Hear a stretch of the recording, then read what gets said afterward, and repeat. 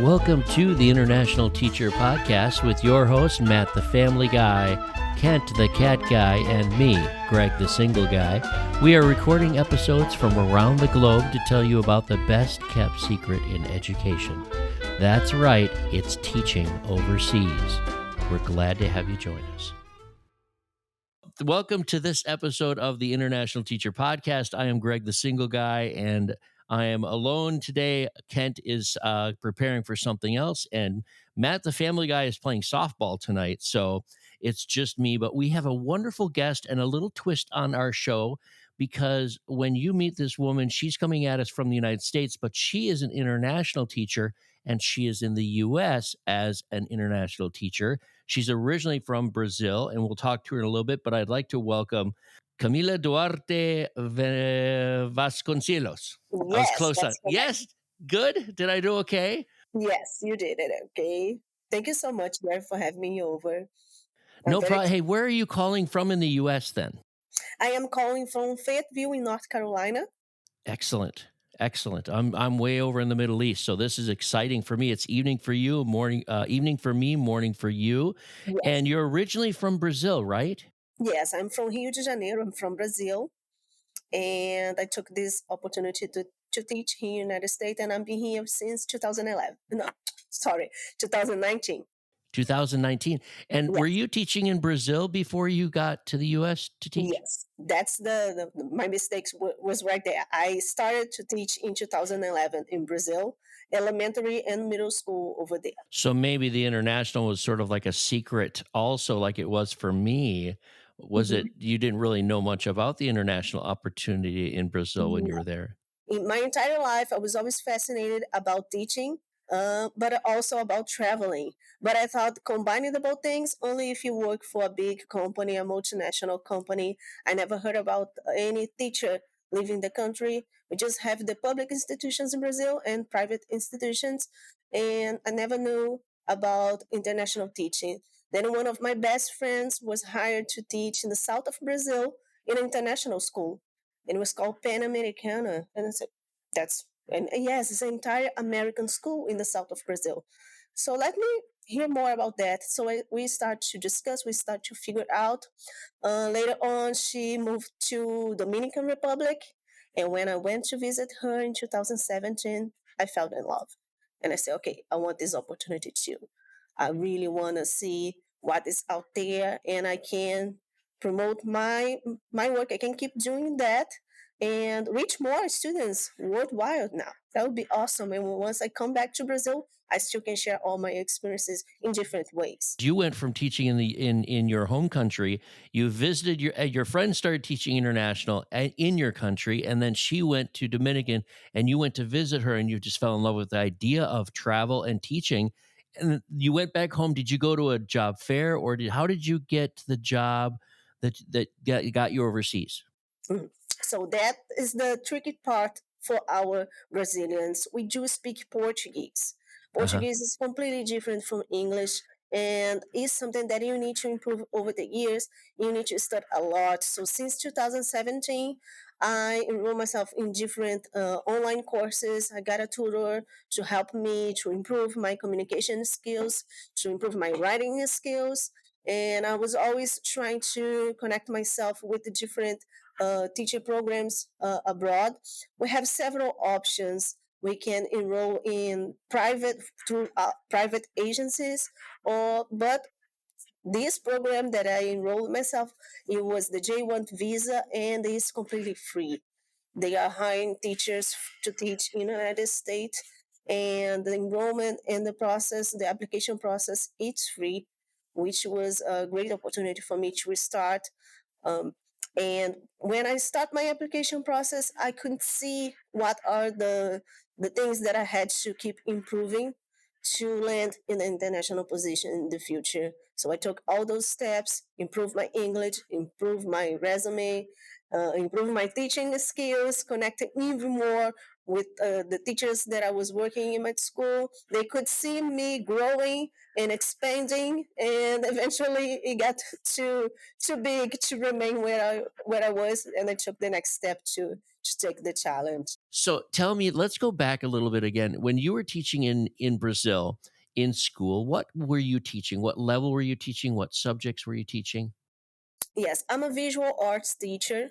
I teach painting, drawing, all kinds of sculpture, all kinds of art related subjects. And I was teaching elementary level and middle school level over there. The school system is a little different than here in the United States. The division of the classes are a little different. I had to adapt once I got here. But since 2011, I have been teaching and working in two different places, which was kind of hard. But as a teachers in Brazil, we're always struggling. We were trying to improve our income. So I was doing that, going back and forth, back and forth. But that I'm so grateful for that I had the chance to experience both levels. Once I got here, I had the chance to grow and expand myself and go into the high school level as well over here. But it was a great experience. Everybody needs to join the J1 program to have at least 2 years of teaching experience. So And like I before said, you can, I'm sorry, mhm, before you can go overseas and join J1, which is the company or mhm. yes, the matching company for finding you Yes, a the J1 is position. the type of visa. Okay, it's a kind of visa in the U.S. Yes, and the basically. companies is called sponsors. Any type of agency that had the partnership with the government to provide the J1 visa can sponsor the teachers to come over here. That's how And it see, works. I don't know anything about that because I am from the US, so I wouldn't know Exactly. that unless I had friends that went through the process. So you Mhm. went through the J1 visa Yes, process, I and they would, applied. yeah, Okay, go and they ahead. had, and did they say, okay, once you have the qualifications, once you've beefed up your resume, Mhm. then we're gonna look for a position for you? And was it specifically in international schools or in like in public schools in the US? How did that work? Like, how did you know what you were gonna go into in the US? Mhm. Okay, so the process works like that. You start your application, you send your 2 years of teaching experiences, you send your certificates or your degrees, everything you have done so far in your career, and you will submit your documentation. Once they review your documentation, they can approve you to the next phase. It's a process with a few steps, a few phases to accomplish. So the first phase is to make sure that you have the teaching experience in your home country and you're also able to speak English. In the beginning, I came in here, like I say, I've been here since 2011. Um, our English still needs to be have the living experience per se. né? And it was like learning throughout the years and improving my skills throughout the years over here to be comfortable to be in a podcast, for example. Yeah, no But kidding. they do not accept basic English skills because you're going to be working with kids, you're going to be working in an American school. You're going to be working teaching your subject. And like I say, it can be any subject. It can be the core subjects, math, science, social studies, even ELA, different ESL, no? Other types of languages. And me, I came as a visual art teacher.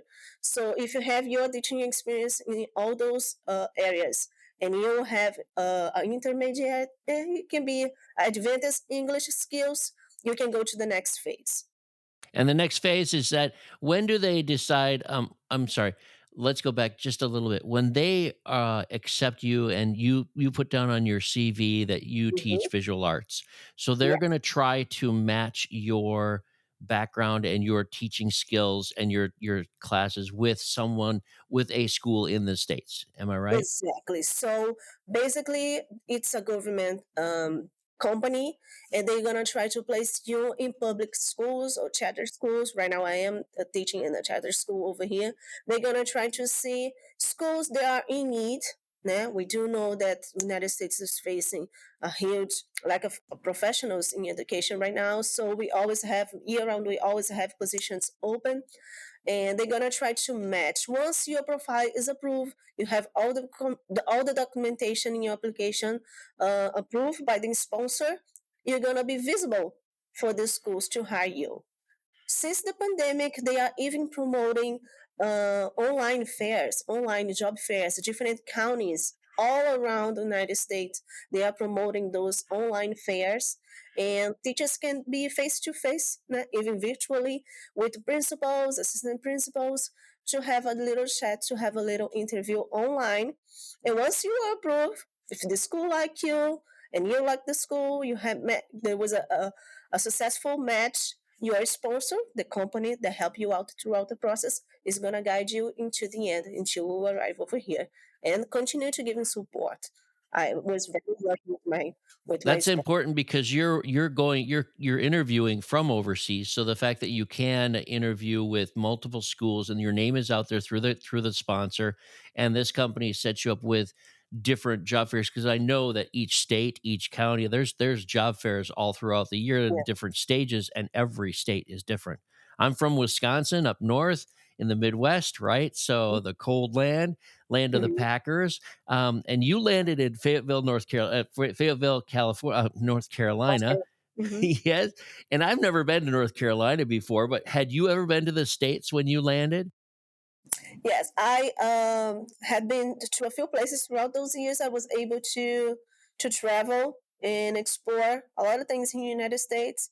I'm living now for summer in Brazil, and I still have and I'm gonna take another opportunity in another country, going to Uh Middle huh. East too. Oh, quick. Uh, Oh, cool. yes, and but I didn't know anything about North Carolina I don't specific. either. So what's it like? What's it like teaching there? What's your experience like? Right now, here in North Carolina, in Fayetteville, it's really close to Fort Bragg. Fort Bragg is the biggest military base in the United States, and that gives us a good, how can I say that? It's a good range. The diversity of my students, it's big because my students, even being American, they live abroad because the parents are always being deployed everywhere in the world. So I have students, they are American, but they born in Germany and now they came back here. Or in the beginning of my life, I born in Japan and then I came here. My family was reassigned. So military families have this similarity. They have international students, even being American, they are international because they travel a lot for a certain period of the time in their lives and they are landing here right now. Is your school a Department of Defense school, a DOD school, or is it My just a school that's public that happens to be next to Fort Bragg? Yes, it's next to Fort Bragg. It's a charter school and it's an arts integrated school. I apologize. You did say that before. It is a charter school and it wouldn't be Yes, part of yes. DODS then. So I Uh-huh. apologize. I sometimes know less about my country than I Hmm. know about other countries and my experiences. I'm so happy that you're on here to tell us about this because it is really sort of opposite, right? We have a lot of teachers that go overseas from the US and join our show and I talk to, and I very rarely get to talk to anybody that teaches in the States as an international teacher because I'm never there, right? Hmm. So while Hmm. you're in my home country, I'm in other home countries, trampling around the US, I mean the world. Boy, that sounded terrible. I'll have to edit that too. It's very interesting. Right now, I have friends from Brazil that listen, that watch all my content. They are very curious about the J1 process, the international process. That's why I'm so open to share because I want all the teachers to have this opportunity too. Even though we do know that teaching abroad is not for everyone, but if you had a dream to go for 2 years, get a nice contract in a nice place, you should do it. I think it's a lifetime experience that everybody should be open to face. I have friends in the Philippines, in Jamaica, and they all trying to land in the position over here in the United States. I'm so glad that I'm gonna be able to share my experience with them. So this is sort of fun. Tell me a few things that you find a little bit funny, like some of the things that you share with family and friends back in Brazil. What are some things that you had to get used to living in the States and So teaching at school in the States? There's a lot of differences, but so what are some of those? Can you share some of those with us? Yes, one of the things that surprised me, and we got all excited, not just me, but the group of teachers that came with me. The first thing that they put us to come to the city, then we went, I guess I landed in Charlotte, was a little far away from Fayetteville, and they put all of us in a yellow bus. So the yellow bus is School real. us. Yeah, Yeah, it is real. it's real. The cheerleaders are real. It's not just a movie that we watch on TV. So it's all real. All those cultural things that we see and you think is, oh no, this is just from the movies. No, it's real. We have over here. And prom and all that kind of stuff that you see in Exactly. The middle king and the school. queen. Yes, I'm teaching photography right now. Teaching the high school photography, and we just had the prom, the homecoming and event, and they all dress up, and we had the pleasure to crowd all the queen and the princess. It was very exciting. Sports is a really big deal over here. In Brazil, we only have soccer. Right here, we have a variety of sports the kids You can know, football try. especially, which is a different football for Exactly. you. So it's Brazil, you're completely big in this. different. Football is the world sport for Brazil in many countries, and Mhm. wow. It's huge. It's huge, and it's good because all the kids can explore. If they are not good in soccer in our country, it's just you don't have many options. But right here, they have all good options. They can share the passions in different fields, and not just the boys, the girls, and everybody has the chance to join. I really like. I like to share the things. I always going with the kids to take pictures and share with my family back home. When they decided that they needed some chaperones for the homecoming night, you were probably like raising your hand and everyone's Oh looking yeah. around like going, "Oh my god, what is she doing? Don't do that. Don't chaperone. Don't volunteer." Exactly. I But still for was, you, it's a new yeah. experience, right? For me, it's amazing to have this. Everything that is so traditional. I talk to all my teachers' friends over here. It's traditional. I want to do it. I want to do. I want to take part of that. Not just in the teaching, but like after school, any other experience that we can take advantage. Not just for me, not in the United States. Everywhere that you're teaching abroad, just go do it. Don't be afraid. Take some risks. I love it. What a great experience for you. And it's just, like I said, it's just the mirror opposite of what I go through. I land in a country and I go through, so we take like the American style teaching goes into the international schools, but we're in a different country. So we just got done with Ramadan in the Middle East. And that was like that whole experience. Like I was like, well, Christmas has been over for quite a while, but for them, it's Ramadan and it's just like it's as exciting. That's a whole year. The kids are waiting and waiting and waiting for Ramadan, and that's the biggest thing. And it changes with the moons every year, so it's so different for me. But I really do enjoy learning new things. Obviously, you do too. Are there some things that you miss from home? What are some things that you miss that you while you're teaching there and living there? Besides the obvious, there will be my family and my friends. The food. The food is especially different over here. I just came downstairs from lunch duty. I had on my break right now, and watching the kids what they have in the food box is so different because in Brazil we have cookers and they prep the meal every single day. Right here is everything red made in the box. Everybody's ready to eat, whatever they are.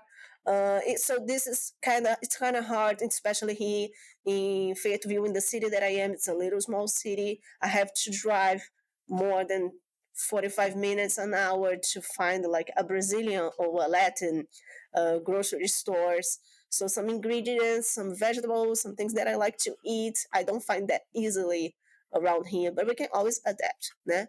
I never had pancakes and waffles in the morning. Now I do.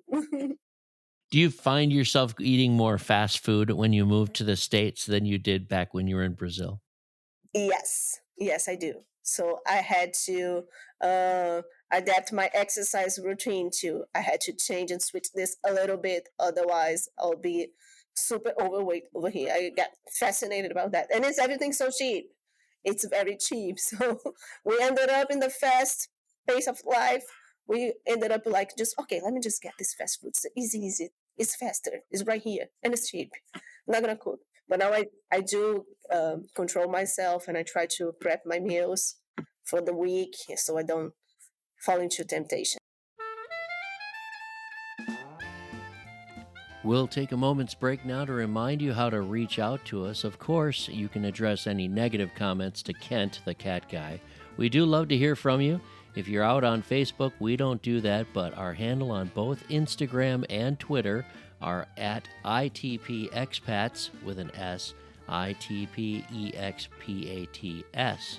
As a handle, if you want to, you can send us an old email at internationalteacherpodcast@gmail.com, or you can visit us at our new website at www.itpexpat.com. www.itpexpat.com. Well, back to the show. Do you talk with your family like once a week? I mean, do you get on a specific time? I usually talk to my family on Sundays. I call at a certain time when they're around and talk to them almost weekly now that my parents are a little bit older. Are you doing the same kind of thing to keep in touch with family, friends? Yes, for me, it's not that hard because the time difference from Rio is not that long like you have over there in the Middle East. So I can, all the messaging groups and the apps that we have, like WhatsApp and even the social media, it makes that easier. I can be in touch with them almost every day. I still can FaceTime them. I can give them a video call, whatever it's time to that I'm feeling very alone and I'm feeling missing that. We have one specific word in Portuguese that is not translated in other language. It's called saudade. And Okay. saudade is when you really miss someone in a nostalgic way, in a good way, and you have good memories. When you feel saudades, yeah, it's time to call. Saudades, right? Saudades, yes, is That's what I you feel. I love languages because once in a while you run into a word that has to be translated as a phrase or there's Mhm. no specific word.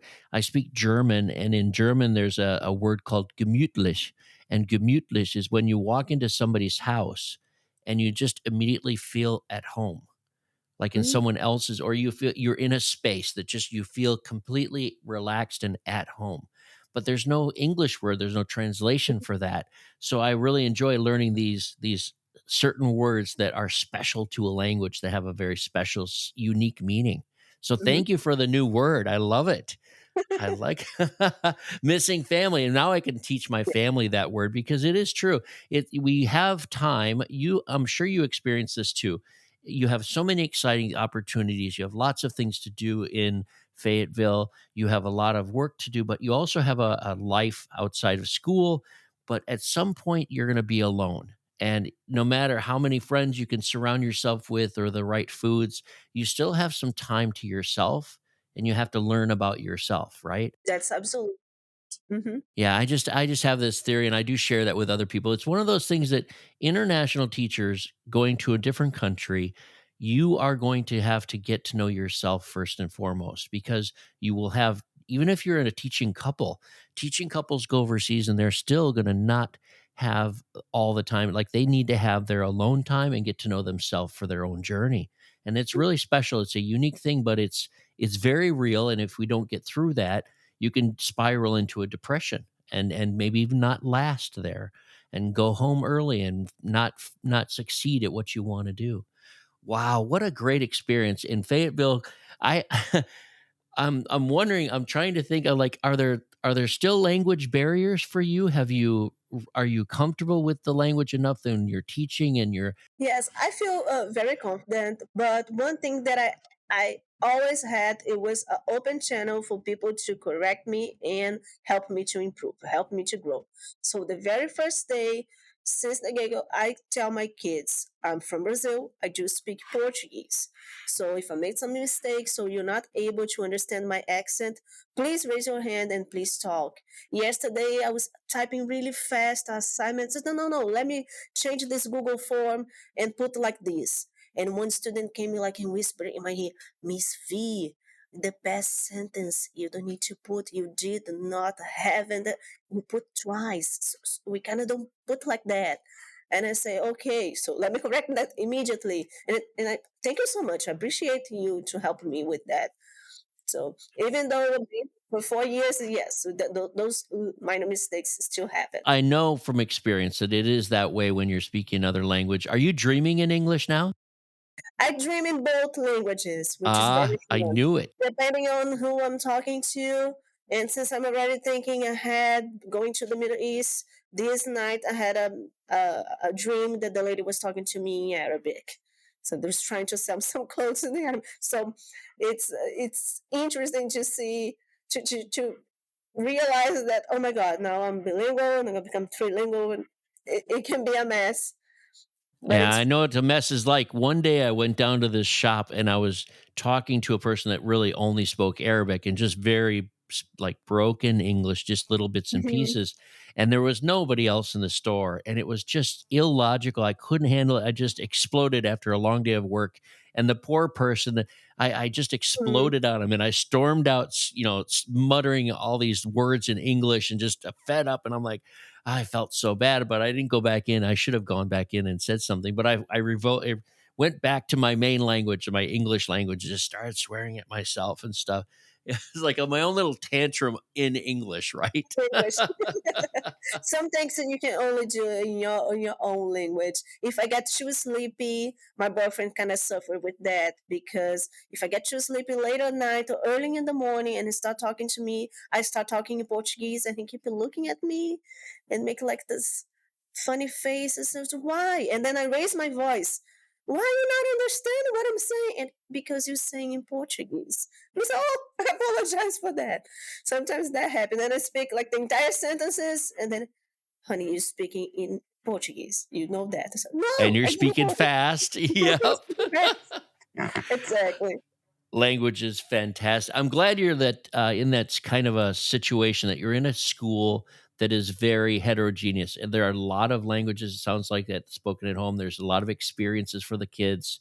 That Hmm. charter school that you're at, the student body is very different and very heterogeneous. They're not all just one language or one background. I think that's Hmm. a great experience for you. We do experience that a lot overseas, as long as it's not a host national school. For instance, like when I was in Egypt, it was all Egyptian kids, and it was just the expat, mostly expat in the teaching group. And then the school in Cambodia I was at was from all over the world. And we've had different guests on here, and we tend to really think, hey, that's experience is the best. But each kind of experience, depending on the school you go to, is going to give you a different, unique opportunity. And it's really it's exciting to go through different stages. So your next school, I can't wait to see. I have a question about you're looking at for you're going to another school at some point. How long are the contracts for the US when you sign up? Is it a 2-year one like what we do in a lot of other international schools? So the process, the J1 visa can grant you to stay in the United States for 2 years, and Okay. it can be extended for 3 more years. You can be here in a total of 5 years. But the main goal of this type of exchange is you to go back to your home country or wherever you go after to teach what you learn. And in my case, I took the opportunity to leave the program and go to teach abroad in an international school. So I'm going directly from the end of my exchange program, I'm landing directly to the international school. So it opens a lot of doors. If you take your time over here to learn, to engage, to improve your classroom management, to improve your classroom skills, and learn different things like I did, I had the chance to have my master's degree over here. Yeah? So that helped me a lot to go straight forward to an international school right after. But 5 years is the time limit that you can stay under the Okay. J1 visa. And I have a follow-up question then. When you decided to break away from the sponsor and the J1 visa and all of that, and you decided that your future is going to be in another international school, how did you get that job? That job I went to, since I was very lucky with agencies.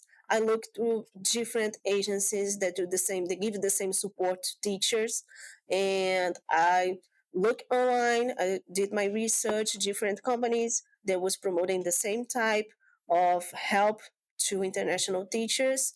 I went to Search Associates, enrolled myself in a job fair, went to the job fair in Boston in January, create my network over there, talked to a lot of teachers, put myself out there, and ended up being hired for the next journey. Now you're talking my language. Now we're sharing the same language because when you start talking Yes. about search and job fairs, of course, then you start getting into my wheelhouse and my experiences in the Mhm. past, not with search, but with others like it. So Uh-huh. that's interesting that you've opened up that kind of a door. And I think it's very rewarding for you to come onto the podcast and be able to share with people from your country that are teaching at your former school, even that don't know about what you're doing now. How do you get into it? And learn about the J1 visa, and then learn about how to go to even more countries like your friend that's in Dominican or was in Dominican, and to Mhm. teach at other international schools, not just their eye on the US. And there's a time limit, a 5-year time limit. So then you broaden your horizons, you get as much out of the US as you can, and then you go somewhere else and keep feeding it back. Can you see yourself working at like a university or something back home in Brazil and teaching about this? So, yeah, I had the intention to go back home and even offering workshops and present to. My main focus is to introduce multicultural resources and multicultural education and arts integration to other teachers back in Brazil. So, I believe that having this teaching experience abroad, that can add on of what I can offer to them. I probably going to be reaching out to schools that I worked before, principals, administrators, and the companies over there to share to share this experience. I think it can be very rewarding, be able to share that, and can be enriching for all the teachers that is going to listen.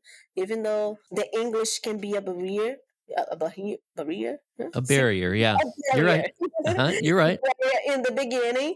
I think you can overcome that with a lot of effort. Nothing comes easy, but it can be a inspiration for other teachers that want to do the same. How can the teachers that are listening or anybody that wants to learn more from you, do you have social media or a website or something or that you want to share with the listeners? Yes, yes. The multicultural education project, it's going to be at multicultural AED project. Is something that I'm going to be launching in the next few weeks. It's going to be a complete project turns to helping teachers that want to teach abroad, that want to come here to the United States to teach under a J1 visa, and teachers that are already teaching abroad can drink at this fountain of multicultural education, exchange experiences, get free resources, implementing these arts and culture from all different parts of the world. I'll be launching that in the next few weeks. Maybe it's going to be the same time that the podcast is going to be on air.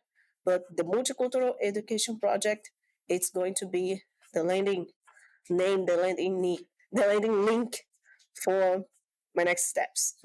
So is it going to be in multi languages? Are you going to do it in Portuguese and in English? Yes, that's Oh my my gosh, it's going to be exciting to see that. I that's can my just imagine you leading some PDs, doing some videos, Mhm. coaching, offering advice, doing Exactly. newsletters, and doing some social media. I can just see it just blossoming down there because I'm it is doing my secret. research. Yes, I'm doing my research because I wanna land everything in a platform that supports to have a tab that you can click. Oh, I'm gonna see this in Portuguese. I need to see those resources in English, in Arabic, in the idiom. I'm doing a little research because of that. Because not everybody's gonna be able to jump right away and listen to everything and watch everything in English. I have a good way to learn English. They can listen to the International Teacher Podcast. So I you'll have believe to put that's like a little huge. tab up there and say, listen to these great guys. They're a little Exactly. bit silly, but you know. Exactly. That's the intention. We support each other, and I'm 100% sure that my audience is going to be happy to listen. Well, I think I say welcome to the family is what I should say because if the multicultural education project is coming up, and Yeah. it might be right when we publish this on air, it might be a little bit later, it might be a little bit earlier, but welcome to the family. I mean, we have a lot of startups that are trying to give back to the international teacher world of education. The idea of going somewhere else and sharing what you have learned and teaching in another school, another country to learn that culture, live with them. So you're a part of our family now. And we will add you to our long list of wonderful resources for people to listen to. And we'll go from there. I mean, I can't wait to have you come back on the show. And I say that to every guest, but I really mean it, to check back with us from your new school and see what it was like not to go to the US with other people from Brazil, but to go to another country and land and be in another staff, another school in a completely different language. And it's going to be exciting. And you use your English because that's the language of international schools. It's going to be super. I'm excited for you. This is going to be a lot of fun. Yeah. I'm super excited too. I know that we are in the final weeks of the school year here in the United States, and I start to feel a little nostalgic. And I know I'm gonna sentir saudades. I'm gonna miss saudades for everybody over here in the United States for sure.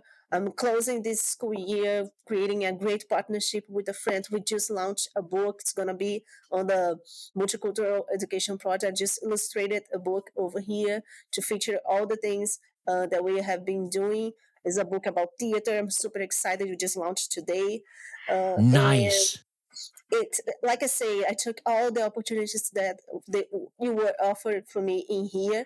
So all the things you're gonna be able to see on my website. I also have my private, my professional account, the teacher account, Miss Camila Vasconcelos. People can also see and follow us there and see all the next steps. I'm gonna be super glad to share. Well, like we always say on the podcast, I will put links to in the Mhm. notes of the podcast. I will put links to anything that you give me, and so our listeners can follow with that. Do you have any last bits of advice? Let's say somebody's just tuning in and they're listening to you. What are some advice that you have for people that want to be international teachers, especially Brazil? So, to my fellow teachers in Brazil, I want you to know that it's possible to reach the travel and teaching dream if you start putting a lot of effort in what you already is doing in your classroom. If you are passionate about teaching, that should be your main thing. Now, the second thing, if you're adventurous and want to take a journey that is going to give you even more adventure, you should join. You should do it. It's going to require you a lot of effort, a few tears, but the reward and the smiles and all the things that you're going to learn, all the people that you're going to meet, it is going to be worth it for sure. Well, I tell you what, I can't say much more than, hey, thank you for being on our show. I wish you the best in your next country. We'll see you back on. The Multicultural Education Project will be launching soon. I can't wait for that.